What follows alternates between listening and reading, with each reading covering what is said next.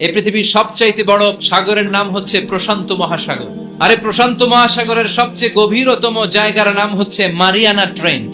এই মারিয়ানা ট্রেঞ্চের গভীরতা প্রায় 36,000 ফিট অ্যাপ্রক্সিমেটলি। আরে পৃথিবীর সবচেয়ে বড় যে পাহাড়টা মাউন্ট এভারেস্ট, এটার উচ্চতা প্রায় 29,035 ফিট। তাহলে মাউন্ট এভারেস্টকে আস্ত তুলে ধরে এনে প্রশান্ত মহাসাগরের সবচেয়ে গভীর জায়গা মারিয়ানা ট্রেঞ্চের উপর যদি ছেড়ে দেওয়া হয়, পুরো পাহাড়টা পানির নিচে তলিয়ে যাবে। তার উপরেও আরো পানি থেকে যাবে প্রায় 7,000 ফিট। এই পৃথিবীর দ্বিতীয় গভীরতম মহাসাগরের নাম আটলান্টিক মহাসাগর। এই আটলান্টিক মহাসাগরকে ক্রস করে ইউরোপ থেকে আমেরিকায় যেতে হলে বিমানগুলো আড়াআড়ি ভাবে এই সাগরটাকে পাস করে যেতে হয়। যে বিমানটা ঘন্টায় 1000 মাইল বেগে ছোটে, ওই বিমানটা দিয়ে আটলান্টিক মহাসাগরের পাশের দিক থেকে এই পাশ থেকে ওই পাশটা ক্রস করতে 4 ঘন্টা লেগে যেত। তার মানে আড়াআড়ি ভাবে আটলান্টিক মহাসাগর প্রায় 4000 মাইল।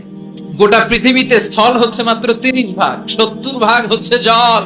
আল্লাহ বললেন, সাগরের জল নামক কালি দিয়ে গাছের পাতা নামক খাতার উপরে যদি আমার তাসবিহগুলো তোরা লিখতে শুরু করে দিস, তাহলে পৃথিবীর এই বিশাল মহাসাগরের পানিগুলো, যেগুলোকে কালির সাথে আমি উপমা দিয়েছি, এই কালি সব শেষ হয়ে যাবে।